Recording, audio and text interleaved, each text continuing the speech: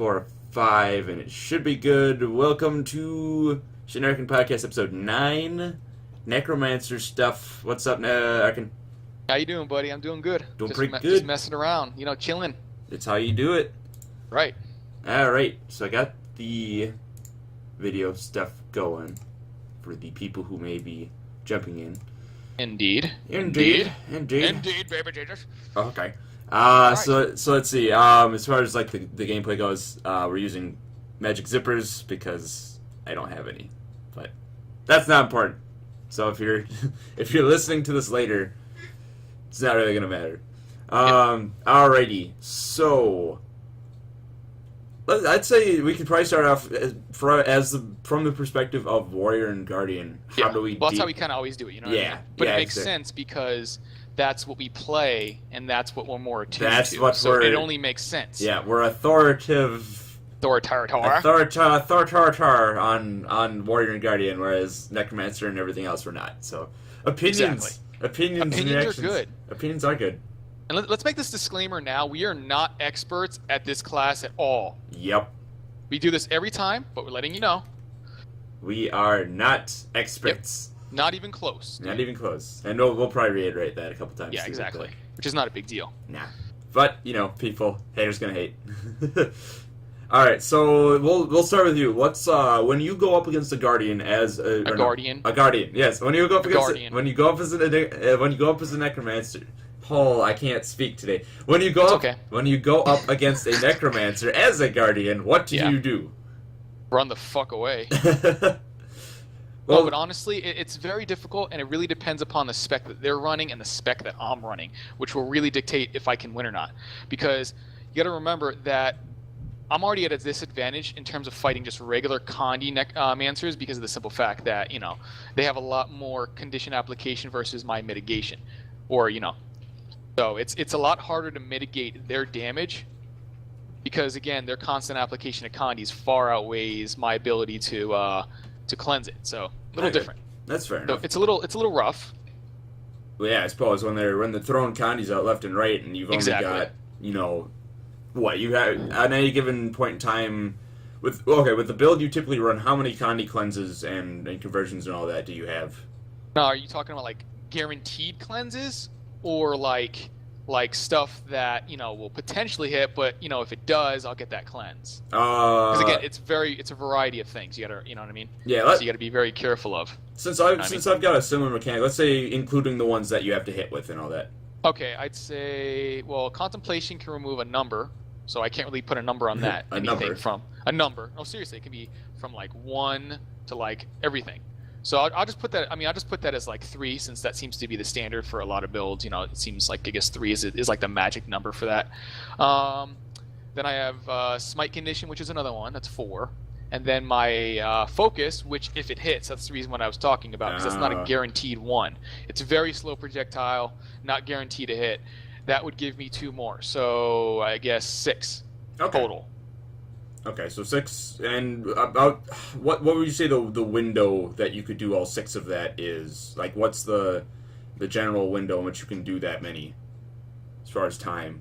Well, the thing is that 2 of those skills are on medium to long cooldowns. Contemplation is on 60 or 48 if you spec into it.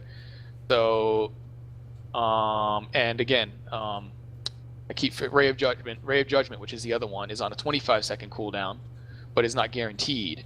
So I think my opportunity is pretty small. I'm sorry, not small, but it's far and few in between.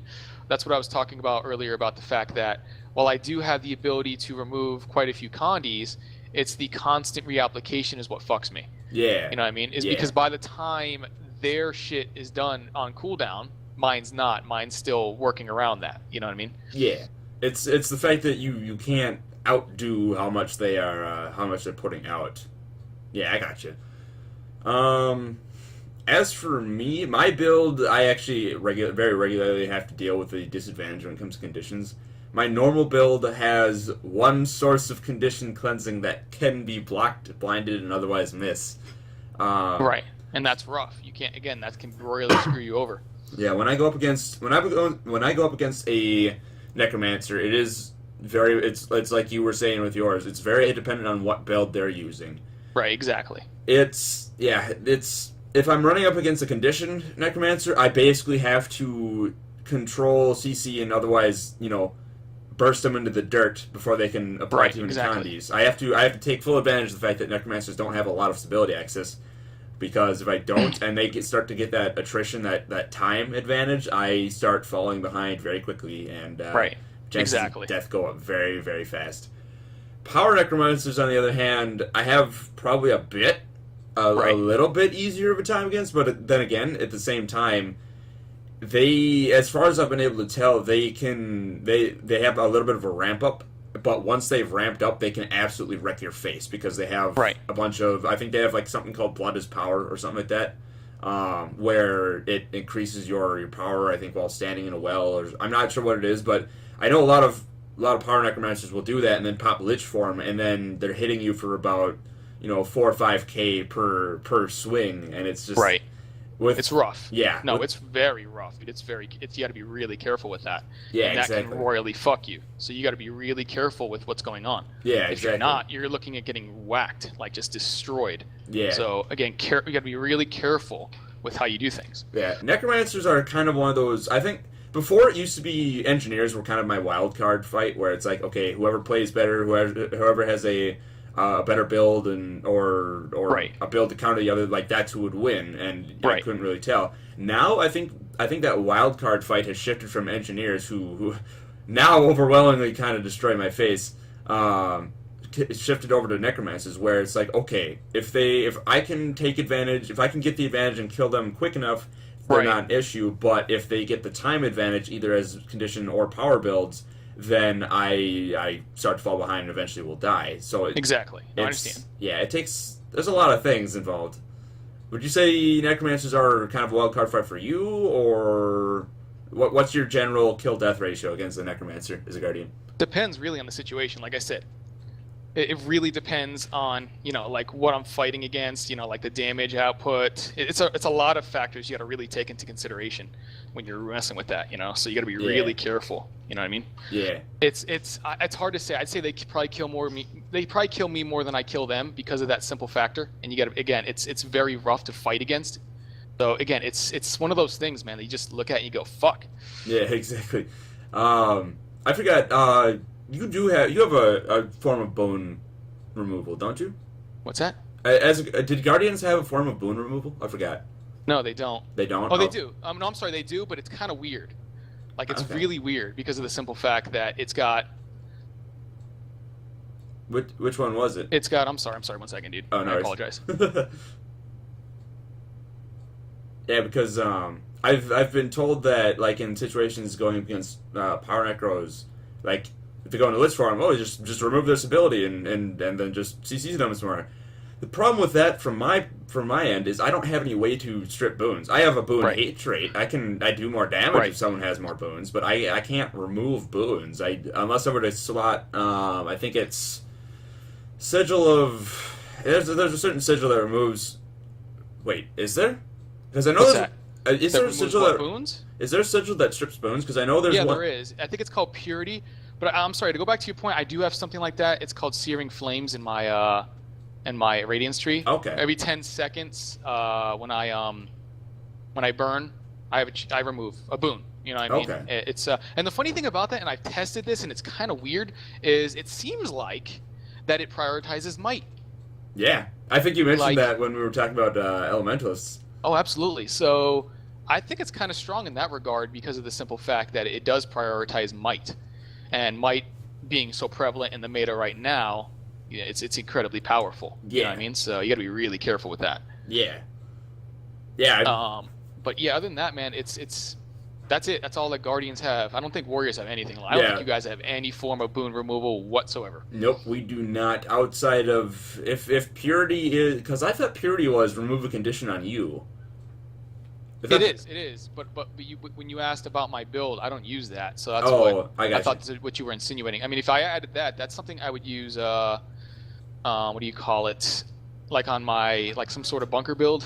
Yeah. Or for instance an offensive support build like with shouts. I used to run that because there would be no need for meditation mastery since I wouldn't be using them. So I'd slot in that for an extra form of Kandia removal. But since I don't, it's just, kind of what we've stated before, being a huge burst of Kandia removal, but then being screwed afterwards because they're on relatively long cooldowns.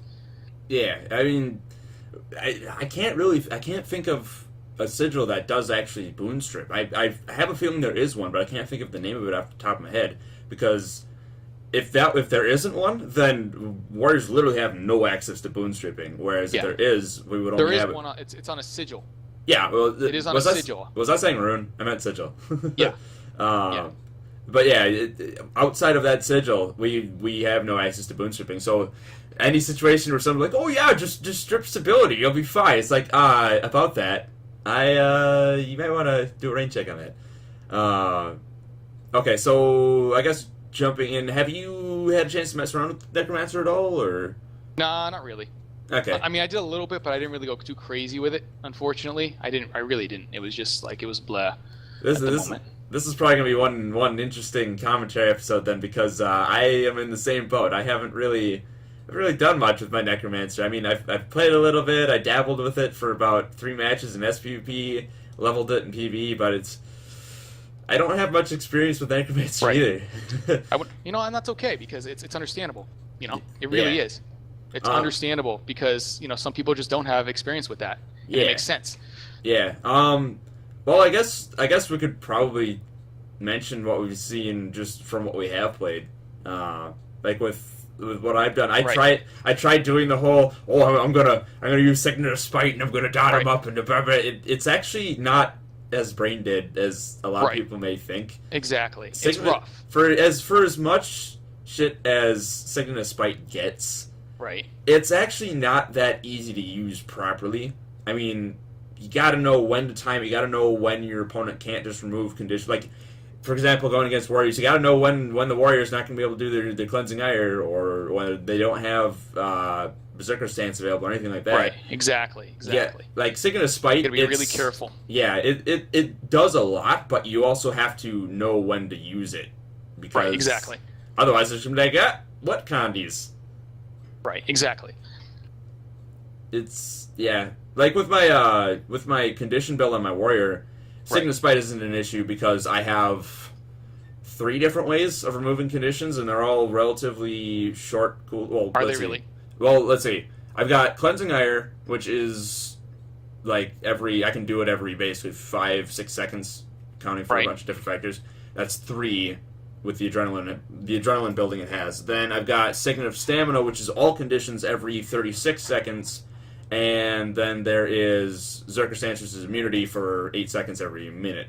So it's against that build, like a Necromancer wouldn't be. Oh, a Necromancer. No, it wouldn't be. Well, but at the same time, Necromancers are very good at anti-condition as well. Consume conditions is very, very powerful when it comes to condition clearing. Right. Absolutely. So absolutely, I agree. It's incredibly strong in that regard. Yeah, so it's like against my condition build, it'd be like, well, I would be able to clear a lot of their conditions, but they'd be able to clear a lot of mine too. Right, so exactly.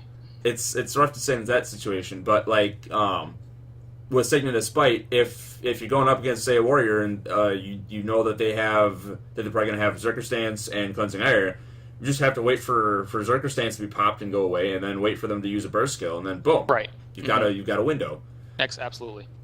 But if you do what I did and you just spam it, the target Signet of Spite, it doesn't work. It just gets removed. No, it just gets, again, that's why you gotta be really careful about that. Yeah. Now, you said you dabbled with it. What did you do when you messed around with your Necromancer? I just messed around. I wanted to see the Kandia application, to be honest with you, and the amount of sustain I was able to gain. Okay, I got you. So, literally just dabbling and testing. No, that's pretty much what it was just come down to be honest with you. And it really is it's incredibly significant. Yeah. But at the same time, I mean, they can be susceptible to getting trained down, because again, they don't have any invulnerabilities. But on the on the flip side, you got to remember that they have a lot of access to just a ton of health.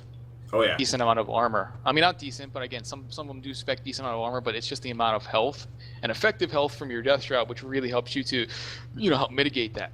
Yeah, Necromancers. Yeah, I was gonna say Necromancers easily have the highest effective health in the game.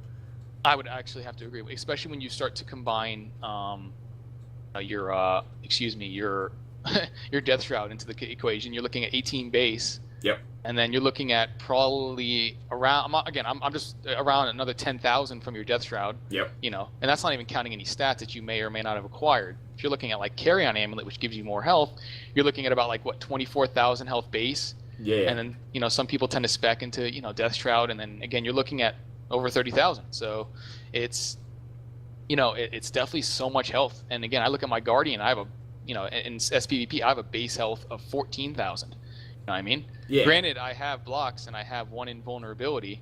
It's not a ton of health by any stretch of the imagination. So when those are gone, getting trained is relatively easily. So you got to be really careful.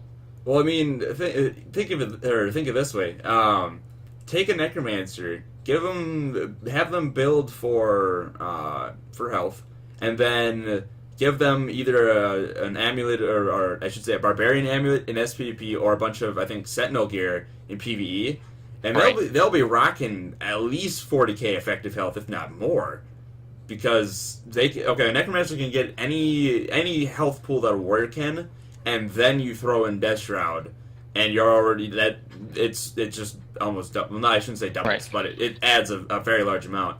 It does, and it gives, honestly, I think it's pretty good compensation. I'm not going to say perfect compensation because this leads to other problems with other things, but I think the extra health and the fact that they have such high effective health does help kind of compensate for their lack of mobility. It does. At least... And they actually have some mobility. To say they don't is a little bit of an understatement. They have mobility, dude. I've seen the mobility. It's actually pretty ridiculous. Yeah. I mean they have mobility up the ass, dude.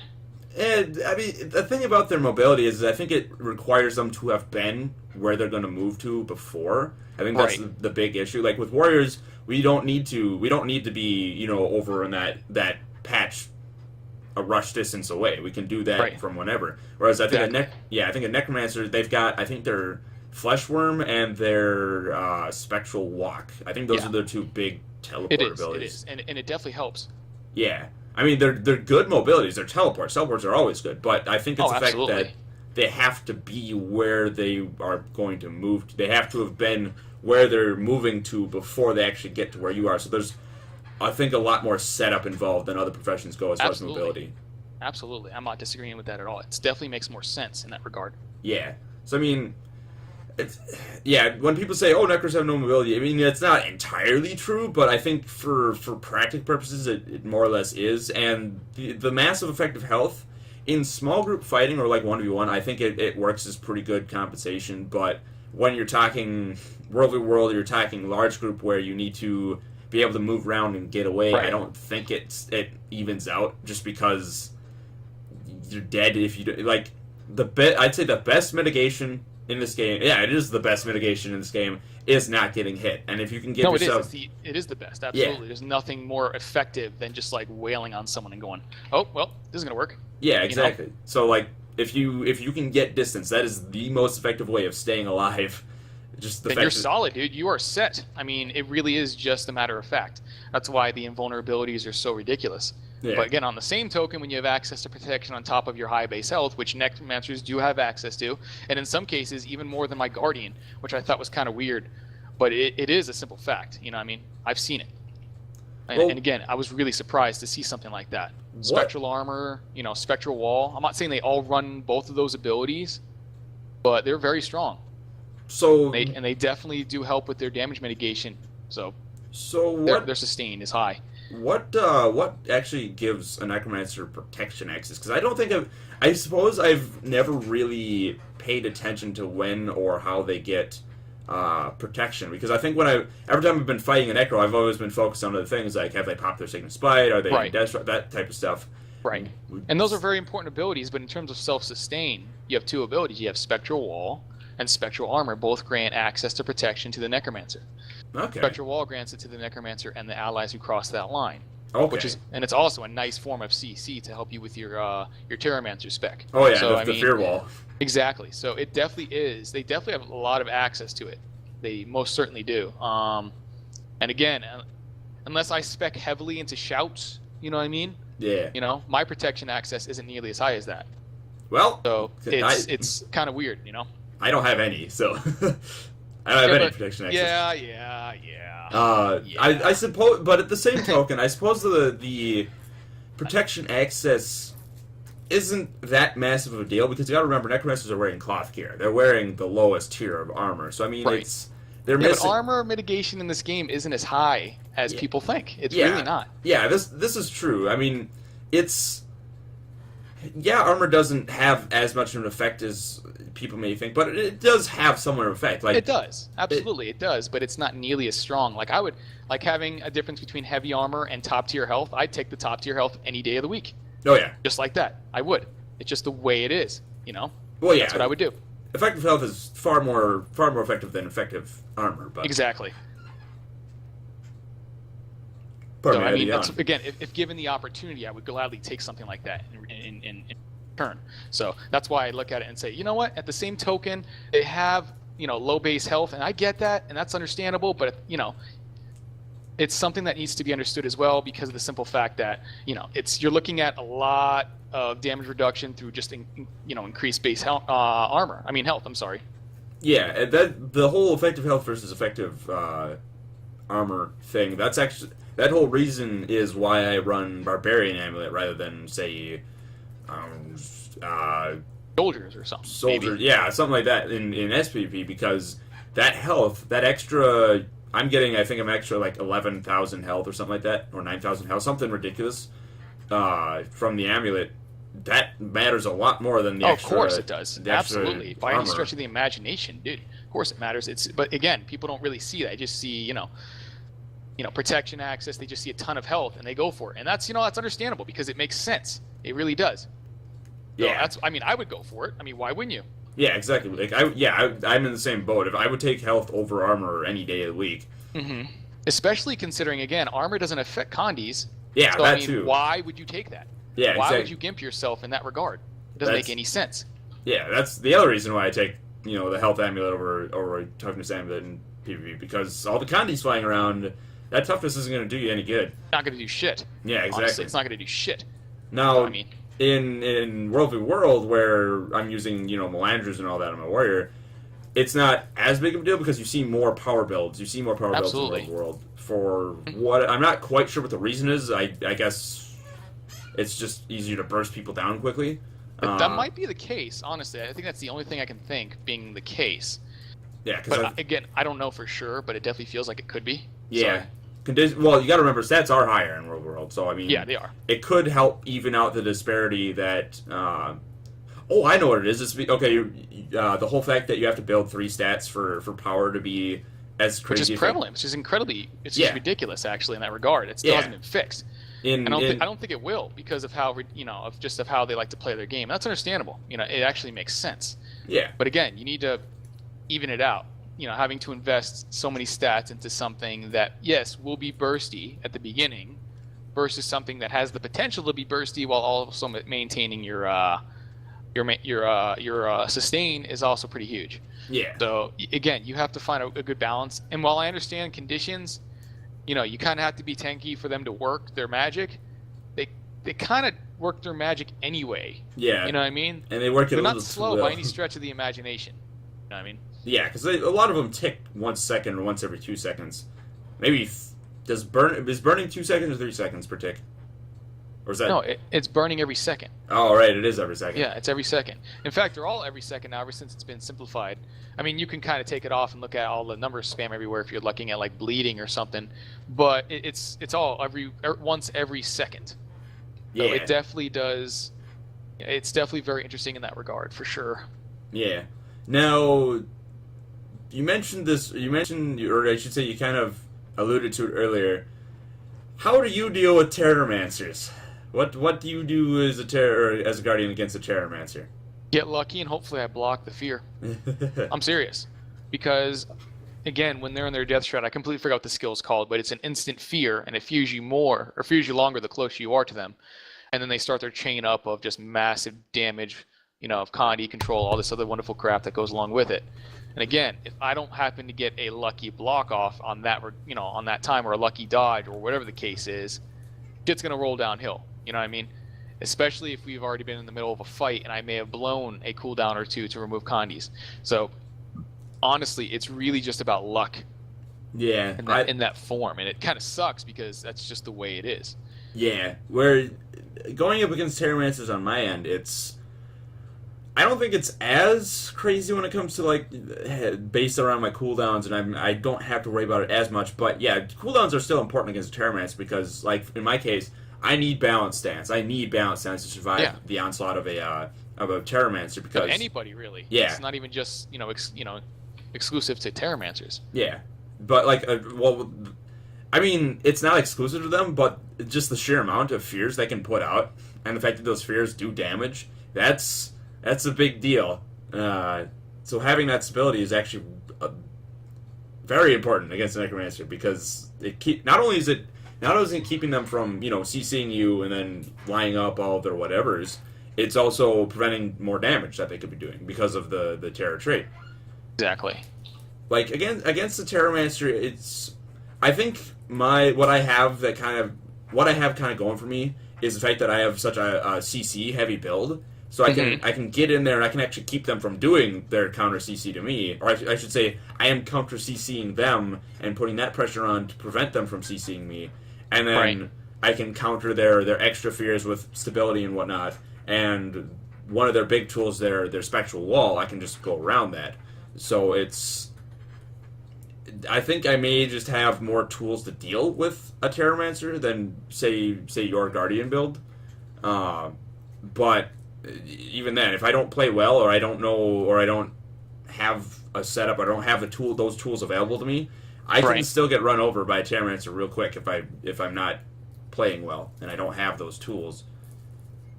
Exactly, and again, those tools they're pretty much paramount to your build.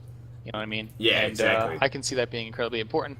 And also on the flip side, you got to be careful that, again, those boons don't get corrupted. Yeah. And then you're looking at even more fear. Yep. It's just, again, it's a snowball effect of just constant shit, honestly, at that point. And it's very difficult to deal with. In fact, it's, again, a lot of it, at least from my perspective as a Guardian, definitely feels like, revolving around getting a lucky dodge or lucky block off to avoid that fear. Because that's what starts the chain, you know what I mean? Yeah. And again, if I can avoid that, I might be in a much better spot. I'm not in the best spot because, again, I'm still have to deal with the constant flow of Condis on top of their sustain. But I definitely am in a much better spot than I was before. Yeah. Yeah, it's... As far as, like... I suppose we could probably nudge over to, like, Necromancer state in the meta or, like, balance and stuff like that. I guess we could do the place in the meta, the high end meta. What I've heard from people like Karsai and some other prominent PvPers, SPVPers, I've heard that Necromancers aren't really taken in the meta, and I could see that because of that aforementioned lack of mobility, where they can't get between points, they can't help with team fights as easily, so they are often relegated to like backpoint defender, but there are other professions that can do backpoint defending better. So I could very easily see justification for people saying, "Oh, Necromancers aren't in the high end PvE meta or SPVP meta right now because of that fact that they don't have that mobility." Right, and that's understandable, and that's actually very true. I mean, but again, it's also on the flip side of what else are you going to take in that in that place, and there are quite a few powerful choices you could take. Again, you have warriors, which are still in a very powerful spot. Again, I see a lot of comps still running double warriors. Obviously, you're going to have a guardian there. Probably a thief and an elementalist have definitely gone up in terms of being a place in the meta. So, just looking at that, like, where do you place the Necromancer? Who do you replace for the Necromancer, right? In that regard, you really can't. You don't, because, again, you're looking at two of those classes providing a significant amount of support via elementalist and guardian. You have your your bruisers, warrior, your double warrior, and then again your back point, back point. I'm sorry, not back point, but like far point cappers, decappers, going in for burst, thieves. So where do you do that? And again, like 4 of those classes have high mobility. The Elementalist, the Warrior, and the Thief have high mobility. Your Guardian's probably going to be sticking at mid most of the time. Yeah. So, like, who do you replace in that? Yeah, exactly. I mean, I could see, like, a good Necromancer, and I think the main thing is Necromancers still work in PvP. They can still, be on a team comp and still work just fine. But the thing is, how many teams want to put in the time and the effort to build around a Necro, where they could take something else and have it be a lot easier of a time, or have it mesh more easily with less hassle than the Necromancer. Right. Again, it takes more effort. It goes back to what we were talking about, just some of the, like, there's probably a few builds out there. I wouldn't be surprised from any profession that would probably work. It's just the effort required, to make that build or class work versus something else that may be a lot easier, that might provide the similar results. So why bother even doing it? And honestly, I can't blame teams for choosing the path of least resistance in that regard. Yeah, exactly. Because a lot of times the high end PVE, or I keep saying PVE, I don't know why. The high end PvPers, a lot of times those players will be comfortable with multiple professions to suit the team comp, so they'll have no problem switching from their Necromancer to something else. So it's like, yeah, why bother bringing the Necromancer when you can bring something else that does its job better? Not to mention probably provide team support. Yeah, to some degree. I mean, Necromancers can provide teams. Like, I've never seen one. I'll be honest with you. I've never really seen any. I mean, outside of maybe Spectral Wall, I still don't even see that. You got to remember, Wellomancer can be decently powerful. It could, but it's so easy to avoid. But that's the problem. Well, you got to remember those wells cover the entire point. They do. Yeah, you're right. But on the flip side, again, me as a player, if I see that, I would rather keep the point neutered and lose it than die and lose it anyways, Yeah. I might as well keep it neutered, potentially win that fight, recap it, then die, give them the 5 points from each person that died, and then have to run all the way back. So, I mean, you kind of have to pick your battles and what you stand in. Yeah. So that's kind of how I look at it. Because, again, if you don't stand in it, and yes, you may get it, it may become neutralized, the flip side, you just nullified that Necromancer's damage. Train him, he's done, and now the fight's in your favor. Yeah, depending on how many people are there, obviously. Exactly. But even still, if it's an equal amount of people fighting and you train down that Necromancer whose damage has just been nullified because you decided not to stand in the circle or the wells, then again, you go from a 4v4 to a 4v3. The fight, you're probably going to win that fight regardless, Yeah, it's a numbers game. Yeah, it's a numbers game. Now, as far as builds that you've seen and just overall balance of the Necromancer, how would you feel about it? Because, like, in my view is Necromancers have 1 or 2 builds that are ridiculous, and outside of that, they're fairly balanced, or they might even be lacking. Because like, you look at Terramancer and you look at probably just straight up condition builds. Right. And the thing with the condition build is that's mainly conditions. That's less about the Necromancer. It's just the fact that the Necromancer can apply so many conditions. I think if you tone down conditions and then you tone down the sheer amount of fear. The weird thing about Terramancer is you want to keep that mechanic, that you want to keep that kind of, it's not really a gimmick, but that heavy use of fears, that you want to reward them for using fears, because that's what the build is based on, but you don't want those fears to be too powerful, and they have been nerfed a couple times at least. It's really hard to say how to change up some of those builds, but overall I would say Necromancer is probably either balanced or kind of maybe lacking, because I think they're pretty balanced, but also you got to remember that you're looking at a lot of factors that may not be, prevalent in that regard. Again, you're not looking at, I think, maybe the whole picture. Yeah. It's a lot difficult. Yeah, it a lot to do something like that. A lot difficult. Anyway. So again, it needs to be looked at as well, and it needs to be adjusted. So again, it's something that needs to be understood more than anything else, that yes, they are somewhat balanced in that regard. But on the flip side, again, it only takes something so insignificant to royally fuck you. And it's really easy to do. It's not like it's hard to pull off, dude. So I mean, that's how I look at it. Yeah. One thing that does have to be kept in mind with any sort of balance discussion or balance suggestion or anything, that this game isn't balanced around 1v1. No, it's not. So I mean, nerfing something just because it's crazy in 1v1 isn't going to happen. No, it's not going to help. It's not. It's going to get it's that this game was never balanced for 1v1, and I understand that and I respect that. But on the flip side, when you're strong in 1v1s and potentially group play, you're going to get whacked. You know, you're going to get smacked pretty freaking hard. It's going to hurt. Yeah. So you got to be really careful. Let's see. Oh, what do you think of Necromancer builds? I know you hate AI builds, but like just in practice, what do you when you're going against them? Like when you see one, what do you think? What are your first impressions? Your first reactions to how do you assess the situation against a Necromancer? That's what I'm trying to say. Right. It's kind of hard to say. You just gotta.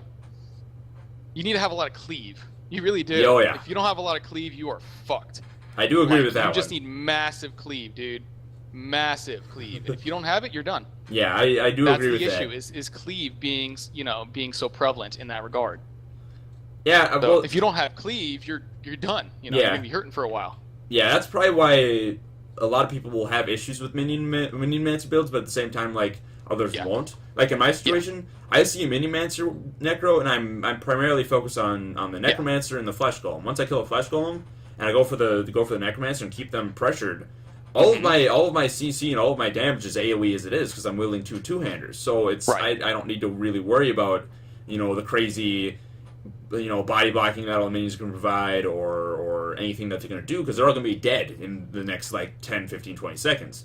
Absolutely. Whereas I could see something like, say, my Mesmer or my Thief having a lot of trouble against them because they don't have much cleave. I mean, my Mesmer has like great swords, so it's got a few cleaving things in there, but it's not like my Warrior's Cleave, which is literally everything cleaves. Exactly.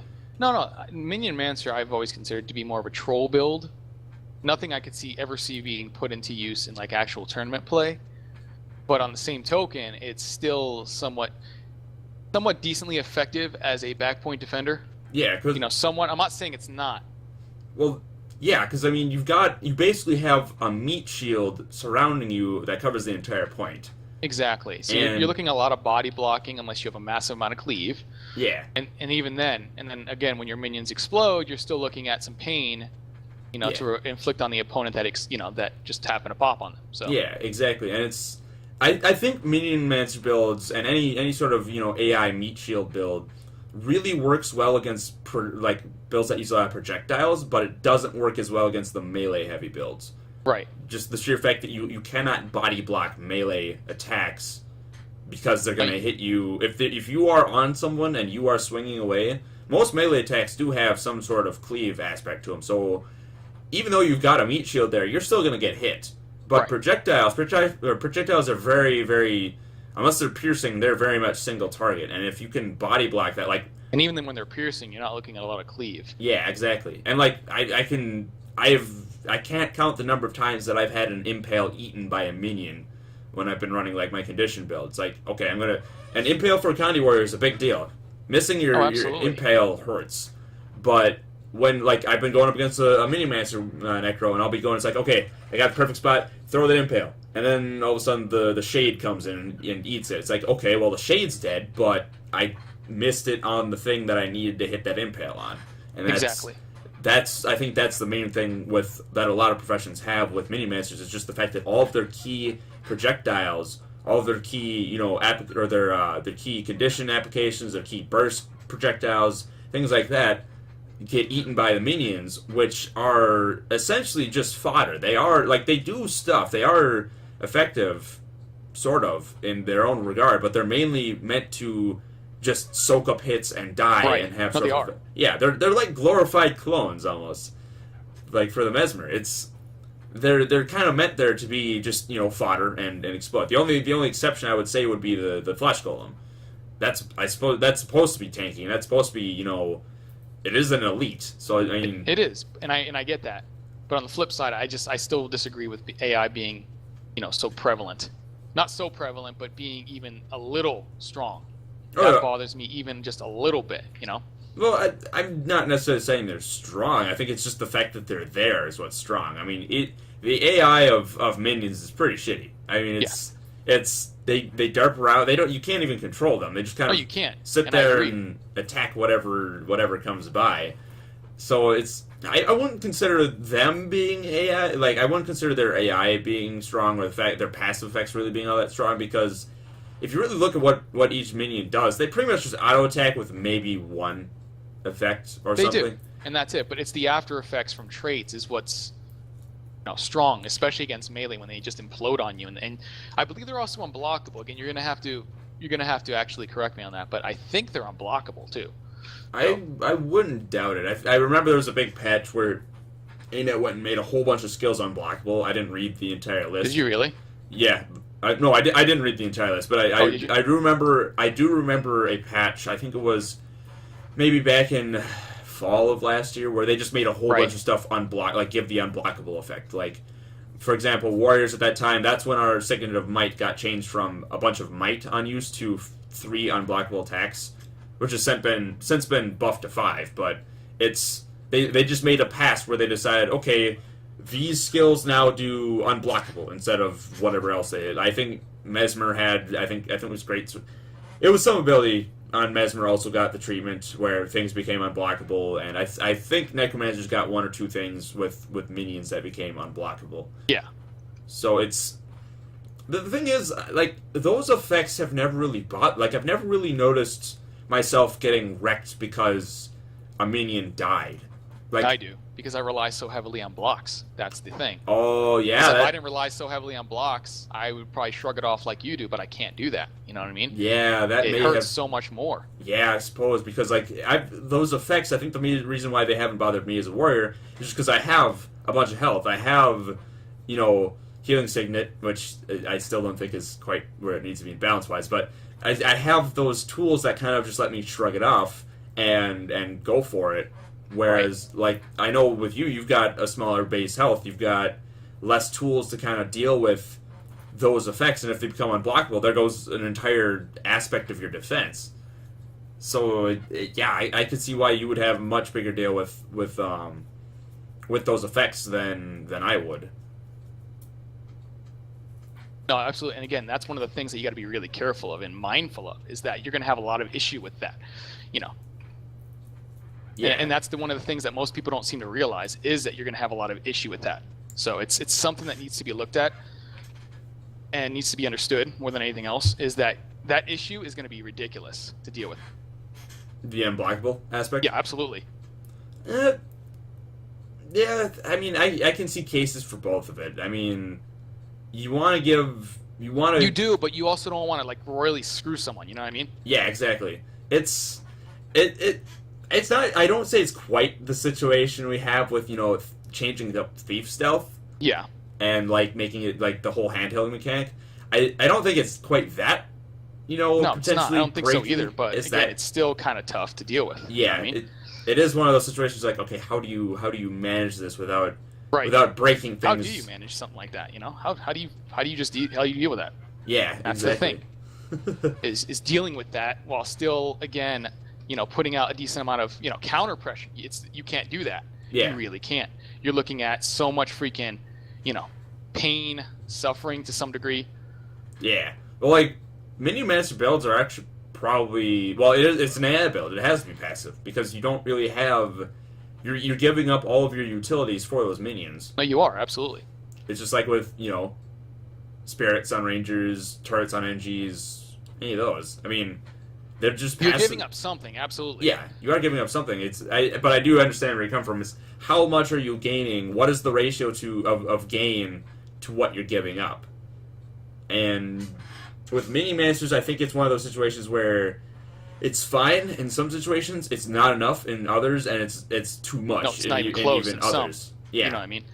like the disparity. But that again, that comes down to the kind of the rock paper scissorsy Aspect of the game. Yeah. And I get that. I'm okay with that. It's just part of the way things work, and I get that, and I'm okay with it. It is what it is. But again, you still have to work with it and somehow deal with it without getting your mechanic being, getting completely blown up, on your face. So again, Yeah. Let's see. So that's balance and builds. It's kind of rough when we don't have a lot of stuff to bounce off of. No, it's true. And again, you got to be really mindful of that because their class isn't ridiculously strong by any stretch of the imagination, but they're still tough. Yeah, you know, they're durable. That's the main thing. Yeah, absolutely. Necromancers Being durable is ridiculous. Yeah, attrition in a game where you can gain an advantage the longer you go in a fight, or just the fact that you can survive in a fight for longer. Yeah, it matters. It does make a big difference. It matters a lot. It matters so much. Yeah, having a lot of sustain in this game is definitely a big deal.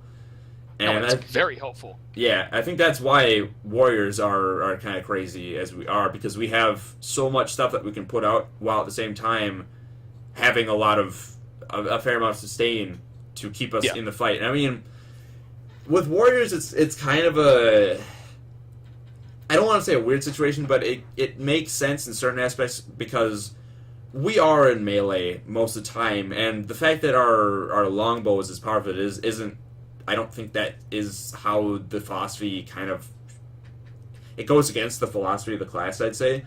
Like, right. Longbow, I mean, yeah, you should have ranged weapons be viable for absolutely. For warrior, you should. But our whole shtick is we're melee bruisers. We're meant to be in your face, in the thick of combat, with all the effects going around. Right. That we're supposed to kind of have that higher sustain and whatnot. But with the way our balance is, with things like handbow still being prompted by strength runes and longbow being as strong as it is, it's because of those things being outside of the philosophy and going against that philosophy that causes us to be more powerful than we should be. Because I completely agree with higher health and sustain if you are in the middle of all the damage. If you are in the middle, you are if you're a melee profession. Yeah, and that's the biggest thing, is that I think a lot of games, tend to forget that, is that the sustain and damage, and again, some people may disagree, is it should be higher if you're a melee profession because you're in the thick of it. Because you are risking it. There. There's you high are getting risk. Smacked. The risk is huge, you know what I mean? Versus someone who's sitting safely at range. Now, granted, yes, you can be bursted down, but you're probably not going to be bursted down as fast as someone who's in melee already just getting hammered from just collateral damage. Yeah. So when I look at that, I'm like, well, this is rough. Your sustain should be higher because, first of all, you're in the thick of things. Secondly, you have to actually get to your opponent who is at ranged, which probably has quite a bit of CC, whether it be soft or hard, which will prevent you from getting to them. So it's a touchy area, but my philosophy has always been that. If you're melee, you need to have that sustain and damage because, again, you can be kited, you will be kited, and you need a way to defend yourself. Yeah, the being tanky is, or not tanky necessarily, but having that sustain to deal with being in melee, I think is perfectly fine as far as what it is, because it's a big risk to be a melee character, especially in a game like this where there's so much skill involved and so much counterplay involved. Right. But like the warrior having the things we have that give us a bit too much, that goes against it. Necromancers, it's hard to say because they have crazy sustain, but they're also ranged. They do have that capability, but again, you can't just say, oh yeah, we're switching to this philosophy where ranged is automatically weaker and has less sustain. That doesn't really work because that's their entire profession mechanic that you'd be ripping away if you did that, or nerfing. Because Death Shroud, it's a defensive profession mechanic. It's not really, I mean, you can use it offensively. You can build for power, pop Death Shroud offensively, and then go to town with giant life blasts. Right. But absolutely, it's not. It's like the warrior. Like if you look at it, the Necromancers. Okay, this is actually a pretty good comparison. You've got both of the professions that are the highest base health. One has a very offensive, in fact, an entirely offensive burst skill. The warrior, or profession mechanic, warrior, the burst skill, that is only offensive. We don't get any sort of defensive aspect of that. Whereas Necromancers, they kind of have pretty much entirely a defensive profession mechanic because it puts them into effectively another health bar. And yes, they gain another ability. They gain other abilities, but at the cost of their weapon skills. They can't use those whatever weapon skills they've got. Right, absolutely. So Death Shroud isn't bad. The skills in Death Shroud isn't bad by any means, or aren't bad by any means, because you've got instant fear, you've got big, heavy, you've got high scaling power damage attacks and whatnot. But just the way the mechanics work, one is entirely offensive, whereas one is entirely defensive. And then you look at all the other professions of the game, and they all have kind of a mix. Like the thief, when they steal, they can have anything between a stealth to a high damage whirl attack. Look at Mesmer, they have both offensive and defensive shatters. Mm-hmm. You look at engineer, they've got whatever their kits are providing them. It's usually actually no, their F skills of the engineer is a mix of offensive and defensive, depending on the kits and the tools they take. And it's just one of those situations where I'm kind of losing my train of thought again. When you just wake up and you do a podcast, things don't flow as easily. But no, it's hard to say with the Necromancer because they do have a lot of sustain, but they're also primarily ranged. So it's like, how do you manage that? Yeah, well, how do you? That's what I mean. Is that it's really difficult to manage that. Yeah, but at the same time, they are fairly balanced overall. I mean, outside of a few builds, I mean, they're either fairly balanced or they're kind of lacking. So it's like absolutely, you have to choose, and you have to take the path of resistance in that regard.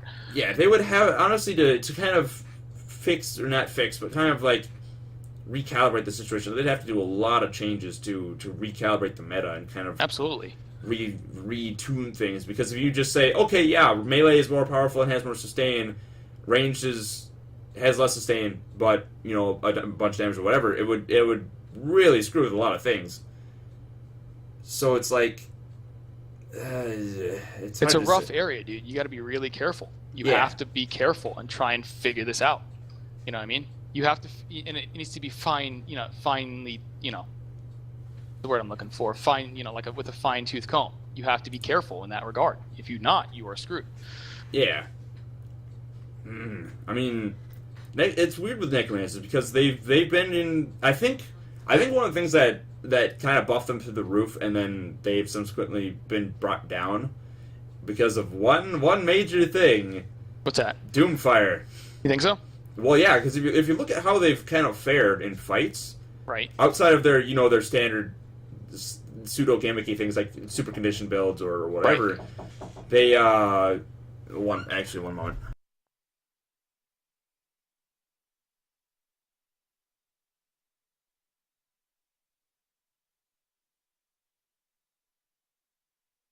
Good. All right, I'm back. Yeah, it's fine. It's fine. Take your time.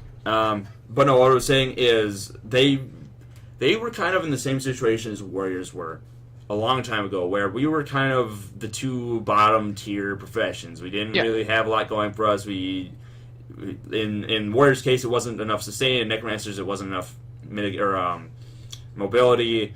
And then we both, at about the same time, we both saw pretty substantial buffs. Warrior got things like Warrior. That was when Warrior got Cleansing Ire.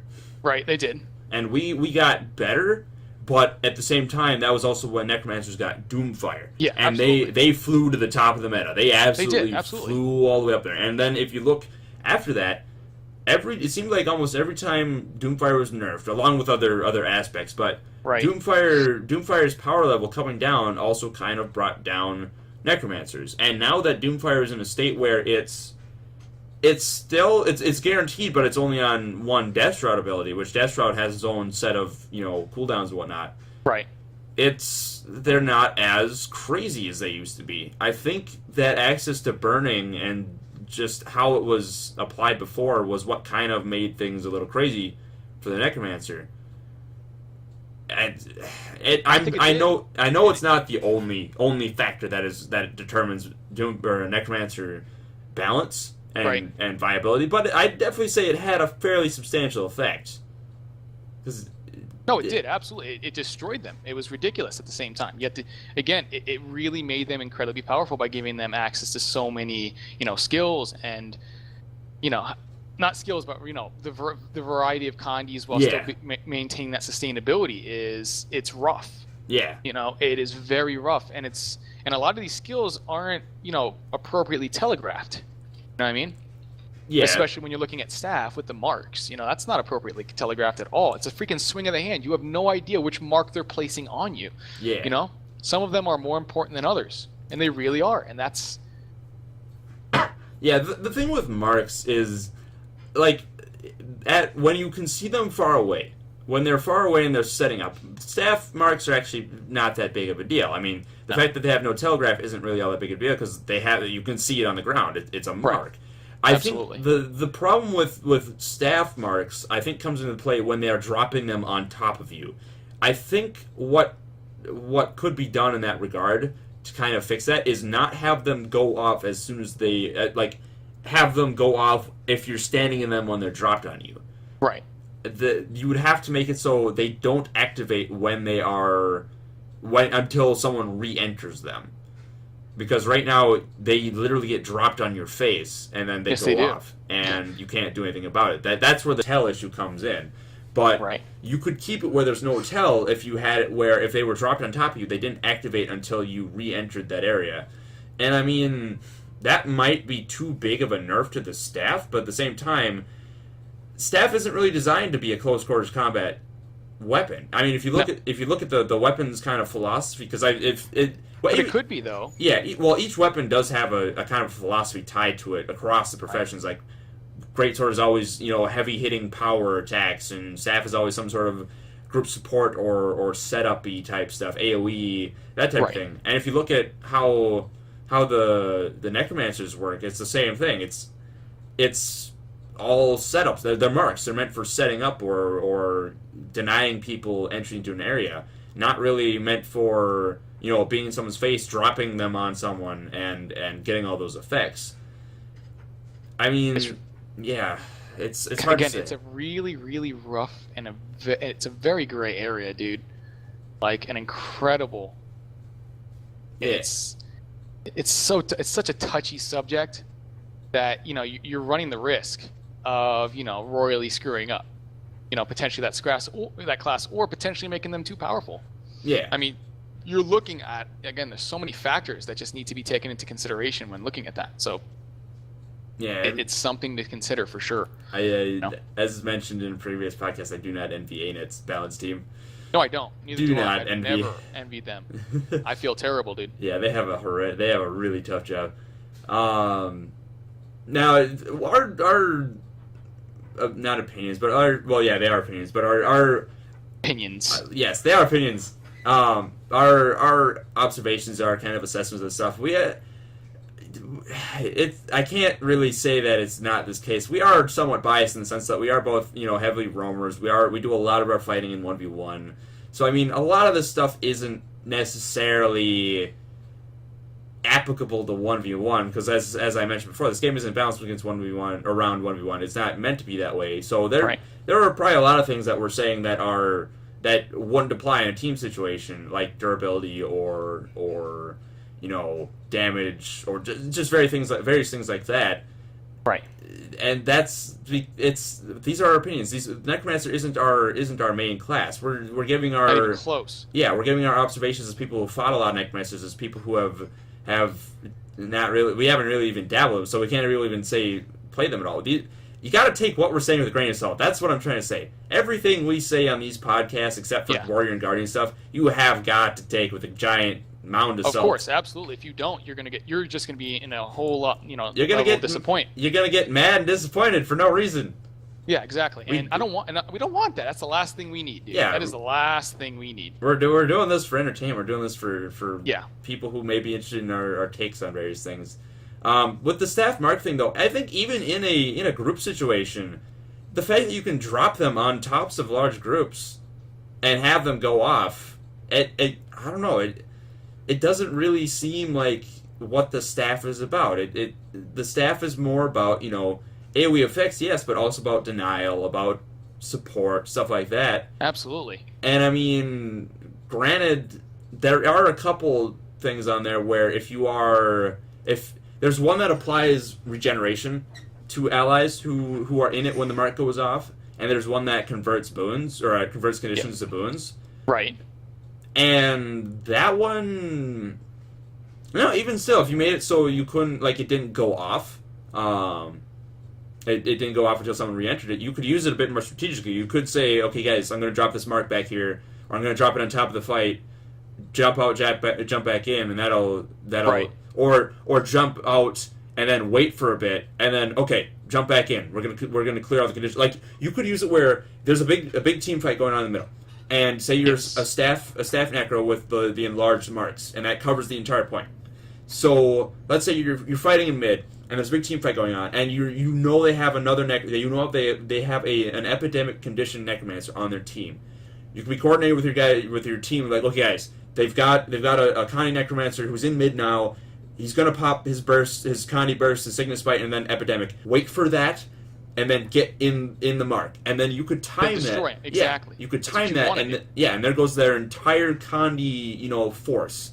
Plus, if they've got an engineer running around, all of his Condis are gone. If they got Condi anything, you would be able to set that mark down regardless of what's going on in mid, and then coordinate with your team, saying, okay, wait for the Condi burst.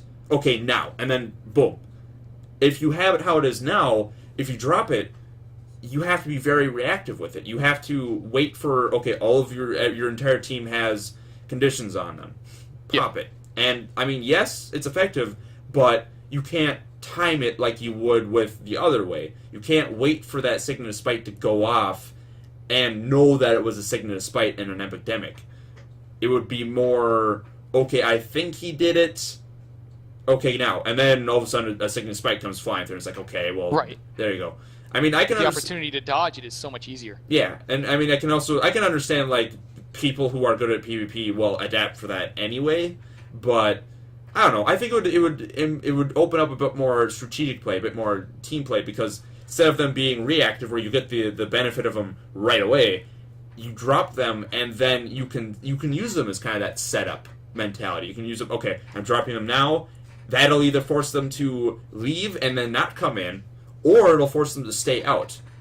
And even if you did that, you might even be able to up the power of those marks because of that fact that they're not going off right away. Absolutely. And again, the ability to react while, again, fighting your opponent is paramount. That's what you need in this game is, reactability, not just something that's... again, the less instant skills we have, the better because of that regard.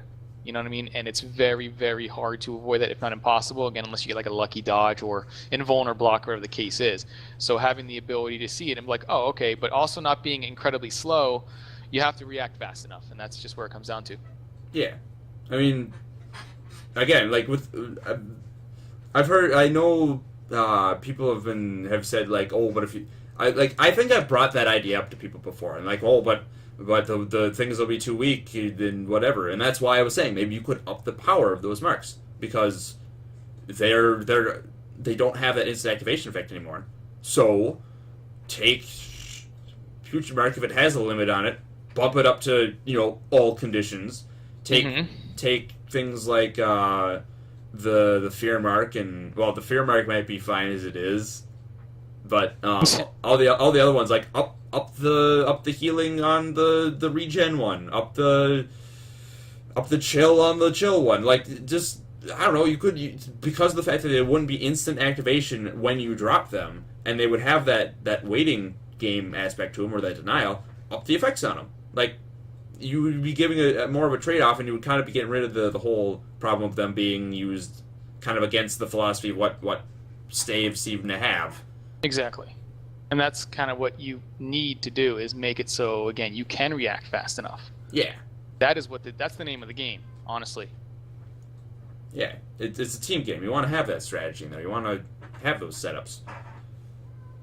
And that's exactly what needs to happen. Again, having the ability, just, again, we kind of like, reiterate it, but it needs to be reiterated, because having the ability to, react against, who you're fighting against is paramount in any game. Yeah. In any game, dude. So It's something that needs to be looked at and adjusted, and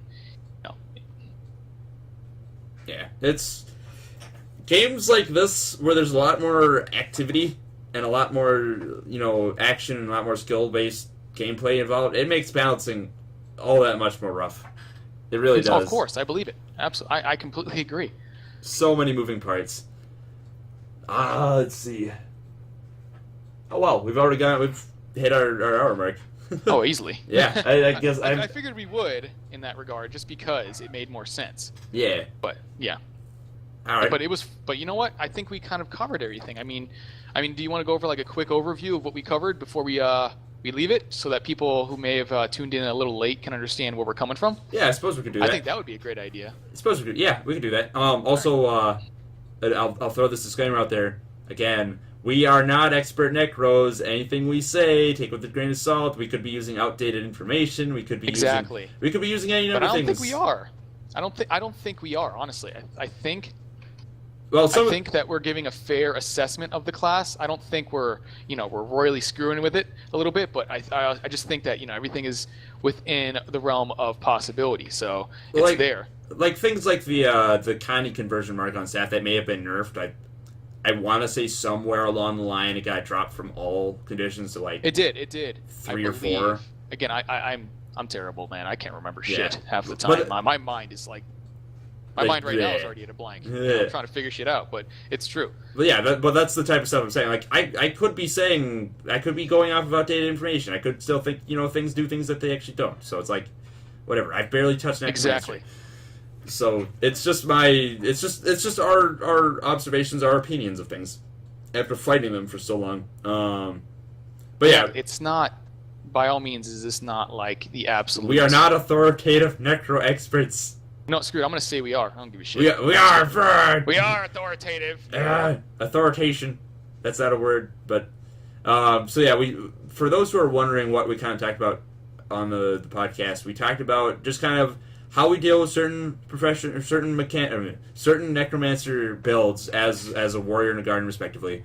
We talked about we both found out that neither of us has really done anything with necromancer at all. No, we really haven't. But again, as we've played against them, yeah, and understand what the more popular builds are and why they're so effective, we gain an understanding and respect for that, but also know where things are either too much or just not enough. Yeah, and then. We talked about. I think we talked a little bit about where they are in the kind of the high end PVE. I did it again. PvP meta. PvE I don't meta. Know why. I don't. It's the festival, man. It's the festival. I want to go do the crystals and stuff. Oh yeah.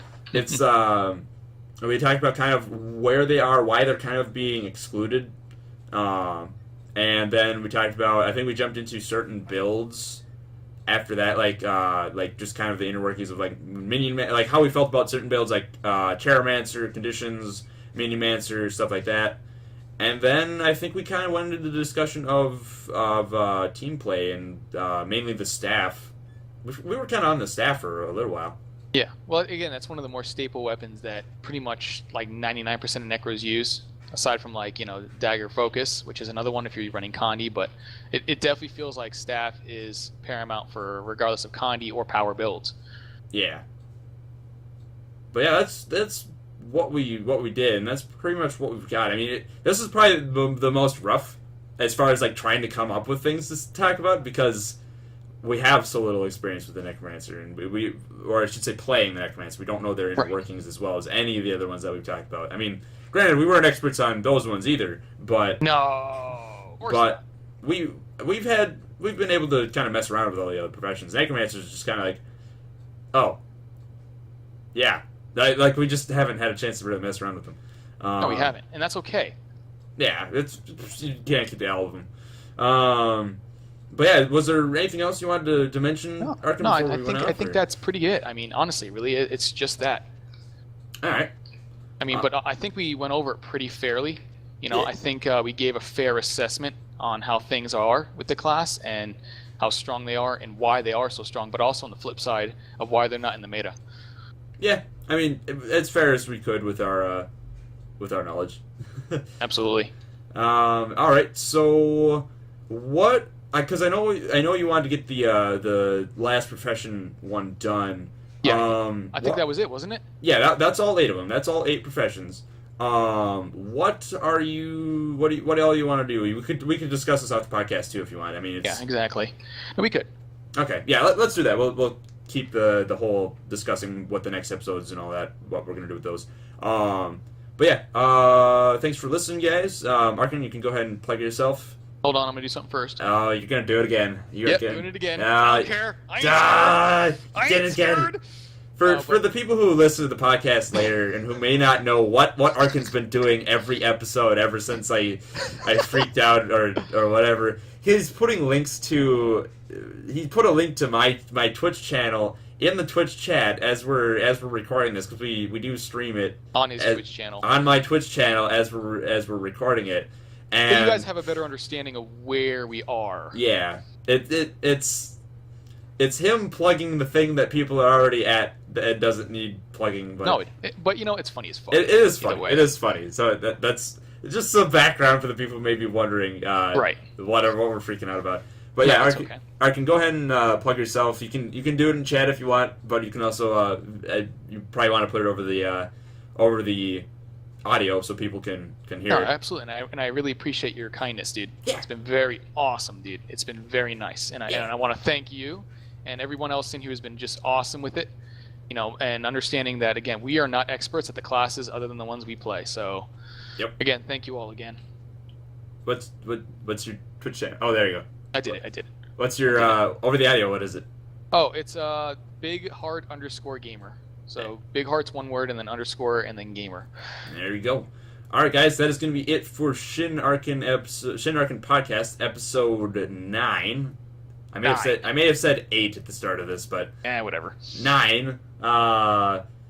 Keep tuned for possible future episodes. Arken and I are going to discuss a couple things. There's some stuff that are going on, so I'll let you know over Twitter. Arken can probably mention it to you once we figure it out, and we'll go from there. But yeah, thanks everyone for listening again, and we will see you in the future. Take care.